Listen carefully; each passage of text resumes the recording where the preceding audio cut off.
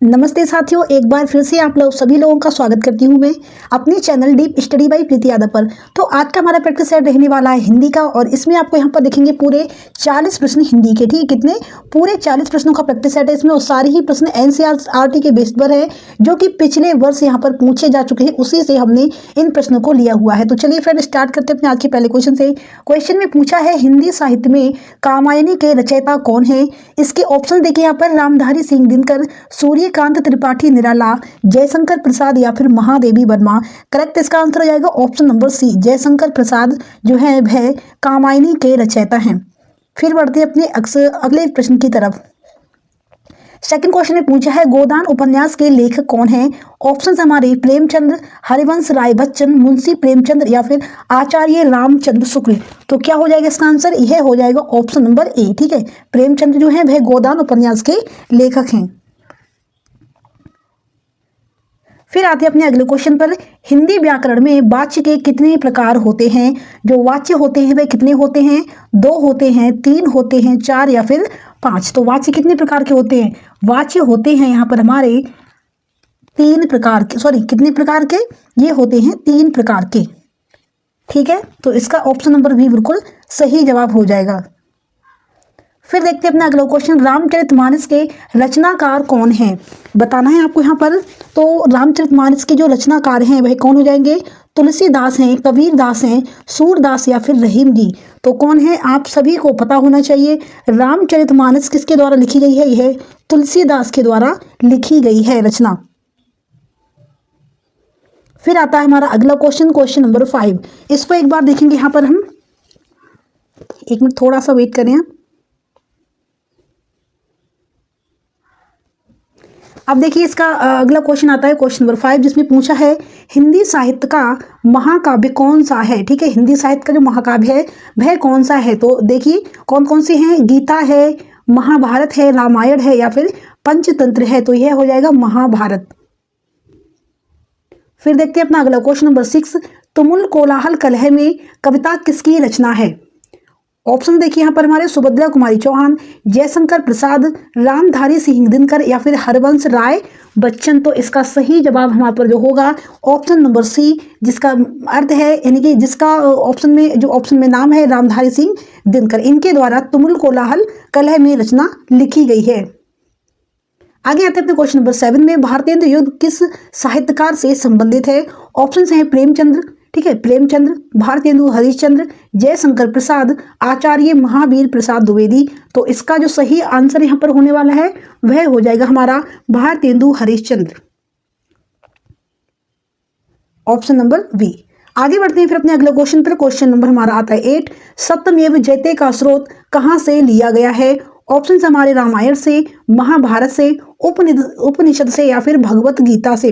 तो यह लिया गया है उपनिषद से। और कौन से उपनिषद से लिया गया है? तो यह लिया गया है मुंडोक उपनिषद से। ठीक है, क्लियर। आगे बढ़ेंगे अपने अगले क्वेश्चन की तरफ। फिर क्वेश्चन में पूछा है, गीतांजलि के रचयिता कौन है? बताना है कौन है। रविन्द्रनाथ टैगोर हैं, महादेवी वर्मा है, जयशंकर प्रसाद या फिर हरिवंश राय बच्चन। कौन है?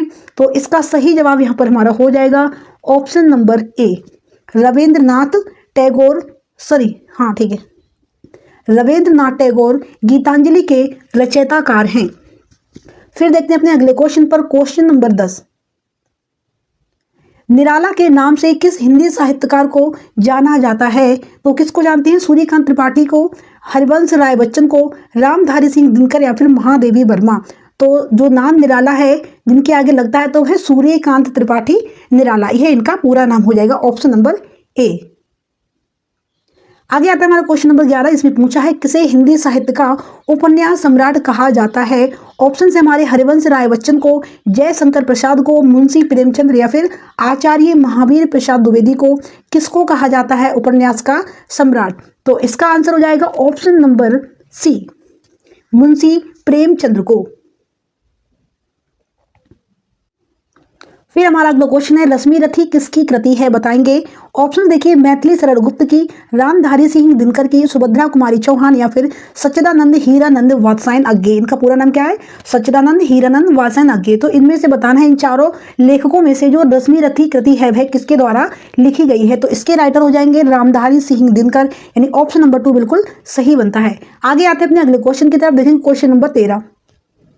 सूरदास किस प्रकार की रचनाओं के लिए प्रसिद्ध है? ऑप्शन हमारे वीर रस, श्रृंगार रस, भक्ति रस या फिर हास्य रस। तो जो सूरदास जो हैं उन्होंने किस तरीके की रचनाओं को लिखा है? तो इन्होंने लिखा है भक्ति रस को। ठीक है, किस तरीके की? भक्ति रस को इन्होंने ज़्यादातर लिखा है और इन्हीं रचनाओं के लिए प्रसिद्ध भी हैं। फिर आता है महाभारत किसने लिखी है? तो महाभारत किसने लिखी है? वेद व्यास ने, वाल्मीकि ने, कालिदास या फिर तुलसीदास ने। तो जो महाभारत के राइटर हैं वह हो जाएंगे वेद व्यास। ठीक है, कौन होंगे? वेद व्यास इनके राइटर हो जाएंगे, ऑप्शन नंबर ए। फिर आता है हमारा क्वेश्चन नंबर 15 और इसमें देखिए क्या पूछा है, हिंदी साहित्य के छायावाद युग के प्रमुख कवि कौन हैं? बताइए। जयशंकर प्रसाद हैं, सूर्यकांत त्रिपाठी निराला हैं, महादेवी वर्मा या फिर ये सभी तो नहीं हो सकते, क्योंकि चलो हाँ ये सभी भी हो सकते हैं। छायावाद जो युग है उनमें बताना है कि आपको इनमें से इनमें से कौन से कवि हैं, सारे हैं या फिर कोई इनमें से एक कवि है जो कि छायावाद युग से संबंध रखते हैं। तो वह हो जाएंगे डी, ऑप्शन नंबर बिल्कुल सही जवाब इसका हो जाएगा। ये तीनों ही जो लेखक हैं वह छायावाद युग के कवियों में आते हैं। फिर देखिए अपना अगला क्वेश्चन नंबर 16, विक्रम संवत की शुरुआत किस राजा ने की थी? ऑप्शन हमारे अशोक ने, विक्रमादित्य ने, हर्षवर्धन या फिर चंद्रगुप्त मौर्य। तो जब विक्रम संवत की जो शुरुआत की है तो अपने नाम के हिसाब से विक्रमादित्य ने की थी। ठीक है, राजा विक्रमादित्य ने विक्रम संवत की शुरुआत करी थी। और कब की थी यह आपको बताना है कमेंट बॉक्स में कि विक्रम संवत की जो शुरुआत है वह कब की गई थी। ऑप्शन देखिए, धर्मवीर भारती ने कौन सी पुस्तक लिखी है? गुनाहों का देवता, रश्मि रथी, गोदान या फिर कामायनी। इन चारों में से ऐसी कौन सी पुस्तक है जो कि धर्मवीर भारती के द्वारा रचित है? इसका आंसर हो जाएगा ऑप्शन नंबर ए, गुनाहों का देवता। आगे बढ़ते हैं अपने अगले क्वेश्चन नंबर 18 की तरफ। उम्मीद है आपको ये प्रैक्टिस सेट अच्छा लग रहा होगा। अगर आपको अच्छा लग रहा है, इसके क्वेश्चन पसंद आ रहे हैं और आप चाहते हैं ऐसे ही ढेर सारे प्रैक्टिस सेट को सॉल्व करना, तो आप लोग मेरे चैनल को सब्सक्राइब कर लें और साथ ही साथ बेल आइकन को भी प्रेस करें। मैं इस तरीके के प्रैक्टिस सेट ज़्यादा लेकर आती हूँ और आपको मेरे चैनल पर ज़्यादातर जो प्रैक्टिस सेट देखने को मिलेंगे वह जीके और जीएस के होंगे। तो जीके जीएस के ही मैं ज़्यादा स्पेशली लाती हूँ और समय के हिसाब से मैं हिंदी के भी प्रैक्टिस सेट लेकर आती रहती हूँ। तो आप लोग चैनल को सब्सक्राइब करना बिल्कुल नहीं भूलें।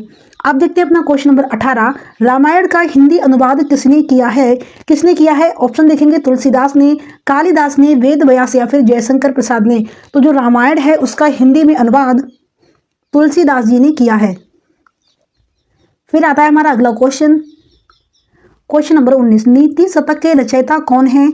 यहाँ पर देखेंगे ऑप्शंस हैं, भास हो गए, भर्तृहरि, कालिदास या फिर भवभूति। कौन है नीति शतक के रचयिता इन राइटरों में से? तो यह हो जाएंगे ऑप्शन नंबर बी, भर्तृहरि।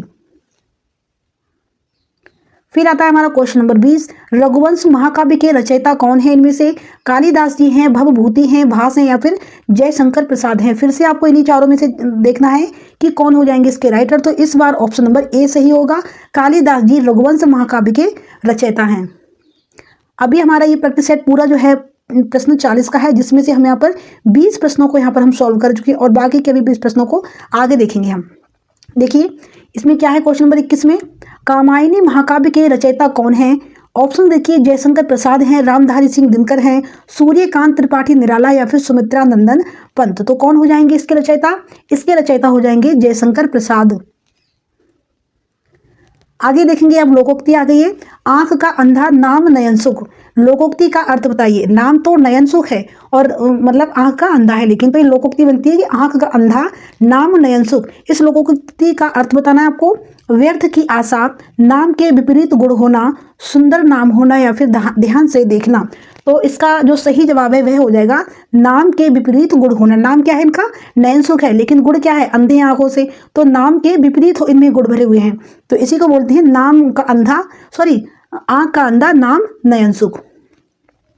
आगे आगे क्वेश्चन नंबर 23 पे, तुलसीदास द्वारा रचित ग्रंथ कौन सा है? देखेंगे रामचरितमानस है, गीता है, वेद है या फिर महाभारत है। तो तुलसीदास जी ने कौन सा यहाँ पर जो ग्रंथ लिखा है, ऑप्शंस क्या हो जाएगा? ऑप्शन नंबर ए। और ये पिछले सॉरी नहीं आया नहीं है, शायद आ चुका है ऊपर वाले प्रश्नों में, तो इसका हो जाएगा रामचरितमानस। क्वेश्चन नंबर 24 की बात करें तो मन की बात कहना का सही मुहावरा क्या है? इस लोकोक्ति का या फिर इस वाक्य का मुहावरा क्या बन सकता है कि मन की बात कहना? तो इसे किस तरीके से बोल सकते हैं, क्या अर्थ हो सकता है? मन की मुराद, दिल की बात कहना, अपनी व्यथा प्रकट करना या फिर शांत रहना। ठीक है, तो इसका आंसर क्या हो जाएगा? इसका आंसर हो जाएगा ऑप्शन नंबर सी, अपनी व्यथा प्रकट करना। जब अपने मन की बात कहेंगे तो अपनी व्यथाओं को प्रकट करेंगे किसी के सामने, अपने मन के भावों को किसी के सामने रखना। आगे देखते हैं पंचतंत्र के रचयिता कौन हैं? ऑप्शन है हमारे यहाँ पर विष्णु शर्मा, वाल्मीकि, कालिदास या फिर भवभूति। तो पंचतंत्र जो एक रचयिता कृति है, ये रचना है जिसके रचयिता कौन हो जाएंगे? ये हो जाएंगे कालिदास।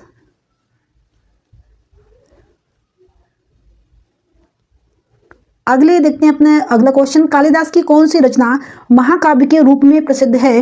तो देखेंगे अभिज्ञान शकुंतलम, कुमार संभव, मेघदूत या फिर रघुवंश। तो कौन सी हो जाएगी सही? ये हो जाएगी डी, रघुवंश। ठीक है, आगे देखते हैं फिर अपने अगला क्वेश्चन नंबर 27, ना रहेगा बांस, ना बजेगी बांसुरी, लोकोक्ति का अर्थ क्या हो जाएगा? समस्या का समाधान, कोई काम पूरा होना, समस्या को जड़ से समाप्त करना या फिर व्यर्थ का संघर्ष। तो देखिए समस्या का समाधान ये भी नहीं है, काम पूरा नहीं होना ये भी नहीं, इसका सही हो जाएगा ऑप्शन नंबर सी, समस्या को जड़ से समाप्त। जब बांस ही नहीं रहेगा तो बांसुरी कहाँ से बजेगी या फिर बनेगी, और जब बनेगी नहीं तो बजेगी कैसे? तो ये समस्या बिल्कुल जड़ से समाप्त हुई, तो इसका आंसर भी यही हो जाएगा ऑप्शन नंबर सी। फिर देखेंगे भारत दुर्दशा नाटक किसके द्वारा लिखा गया है? ऑप्शन नंबर हमारे हरिश्चंद्र, जयशंकर प्रसाद, भारतेंदु या फिर महादेवी वर्मा। इसका सही जवाब यहाँ पर हो जाएगा भारतेंदु, इनके द्वारा भारत दुर्दशा नाटक लिखा गया है। अगला क्वेश्चन आता है क्वेश्चन नंबर 29 हमारा, समास का सही अर्थ क्या होगा? ऑप्शन हमारे वाक्य का विस्तार, शब्दों का संक्षिप्त रूप, क्रिया का संयोग या फिर वाक्य का परिवर्तन। तो इसका हो जाएगा शब्दों का समास रूप, संक्षिप्त रूप। ठीक है, फिर देखते हैं यहाँ पर अगला क्वेश्चन हमारा 30, करमवीर किस प्रकार की रचना है? बताएंगे कहानी है, नाटक है, काव्य है या फिर एक उपन्यास है। तो ये जो करमवीर है वह एक काव्य है। ठीक है, किस प्रकार की रचना है? एक काव्य है। आगे चलते हैं क्वेश्चन नंबर 31 पर, आगे कुआं पीछे खाई का सही अर्थ क्या होगा? मुसीबत में फंसना, लाभ होना, खुशी होना या फिर संघर्ष करना।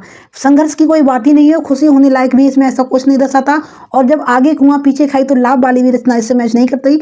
लोकोक्ति का अर्थ हो जाएगा मुसीबत में फंसना। Correct answer number option number A. फिर आता है हमारा 32वां प्रश्न, निराला की कौन सी रचना प्रसिद्ध है? देखेंगे यहाँ पर राम की शक्ति पूजा, गबन, गोदान या फिर कामायनी। तो सूर्यकांत त्रिपाठी निराला जी की जो रचना प्रसिद्ध है इनमें से बताइए कौन सी है? तो यह हो जाएगी राम की शक्ति पूजा। क्लियर, आगे बढ़ते हैं अपने अगले क्वेश्चन पर। रस के कितने प्रकार होते हैं? 6 होते हैं, 9 होते हैं, 7 या फिर 8। तो रस कितने प्रकार के होते हैं? यह 9 प्रकार के होते हैं। क्लियर, चलिए आगे बढ़ते हैं फिर अपने क्वेश्चन नंबर 34 पर, दूसरे के मुंह से अपनी बड़ाई सुनना का सही मुहावरा क्या है? ऑप्शन है यहाँ पर अपनी बड़ाई करना, अपना उल्लू सीधा करना, पराई खिचड़ी खाना, दूसरों से तारीफ करवाना। ठीक है, तो दूसरे के मुंह से अपनी बड़ाई सुनना, इसका अर्थ हो जाएगा, इसका एक जो अर्थ है ये किस मुहावरे का है? तो इसका जो सही जवाब बनेगा 34वें प्रश्न का ये हो जाएगा ऑप्शन नंबर डी, दूसरों से अपनी तारीफ करवाना।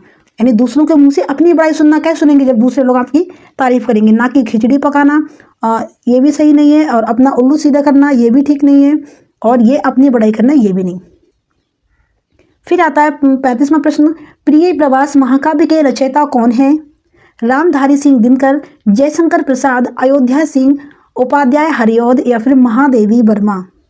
इसका सही आंसर हो जाएगा अयोध्या सिंह उपाध्याय हरिऔध। यह महाकाव्य जो है प्रिय प्रवास इनके रचयिता हैं। अगला आता है 36वां प्रश्न, मिट्टी की माधो लोकोक्ति का अर्थ क्या होगा? बहुत सीधा व्यक्ति, मूर्ख व्यक्ति, कठोर व्यक्ति या फिर शांत व्यक्ति। तो यह हो जाएगा एकदम मूर्ख व्यक्ति। मिट्टी की माधो यानी मिट्टी का बिल्कुल ढेर है, जो आगे नहीं हिल सकता है ना कुछ कर सकता है, जो सिर्फ पड़ा रहता है, यानी कि एक मूर्ख व्यक्ति है। आगे आता है क्वेश्चन नंबर 37वां, मेघदूत किसकी रचना है? देखेंगे भास है, कालिदास है, तुलसीदास या फिर भर्तृहरि। तो क्या हो जाएगा इसका एकदम सही जवाब यहाँ पर? तो इसका सही जवाब यहाँ पर हो जाएगा कालिदास, ऑप्शन नंबर बी। 38वां क्वेश्चन देखिए यहाँ पर, 9 दिन चले 2.5 कोस, मुहावरे का अर्थ क्या है? देर से कार्य होना, कार्य का ना होना, सुस्ती से कार्य होना या फिर निरर्थक कार्य करना। 9 दिन चले 2.5 कोस, बहुत ही स्लो काम हो रहा है, ठीक है। तो क्या हो जाएगा इसका अर्थ? ये भी देर से कार्य होना, ठीक है, यानी बहुत ही देर से कोई, या सुस्ती से, सॉरी इसका आंसर हो जाएगा सुस्ती से कार्य होना, बहुत ही सुस्त तरीके से करना। अगला है 39वां क्वेश्चन, नीलांचल शब्द में कौन सा समास है? बताएंगे कर्मधारय है, द्वंद्व है, अव्ययीभाव या फिर बहुव्रीहि समास है। कौन सा समास है इसमें? तो इसमें हो जाएगा कर्मधारय, नील आंचल, ठीक है, नीला आंचल कर्मधारय समास इसका आंसर हो जाएगा। यह है हमारा लास्ट का क्वेश्चन 40वां, पुस्तक शब्द में कौन सा संधि प्रकार है? ऑप्शन देखिए यहाँ पर, अयाद संधि, गुण संधि, वृद्धि संधि या फिर एड़ संधि। इसकी आपको संधि करके देनी है इसके कमेंट बॉक्स में। बाकी कैसी लगी आपको क्लास मेरी, इस चीज़ को भी कमेंट में बता सकते हैं। किसी चीज़ पर प्रैक्टिस सेट चाहिए तो आप वो भी शेयर कर सकते हैं अपनी बातें। और ऐसी प्रैक्टिस सेट देखने के लिए चैनल को सब्सक्राइब करना बिल्कुल ना भूलें। मिलते हैं एक नए प्रैक्टिस सेट के साथ, तब तक के लिए जय हिंद, जय भारत।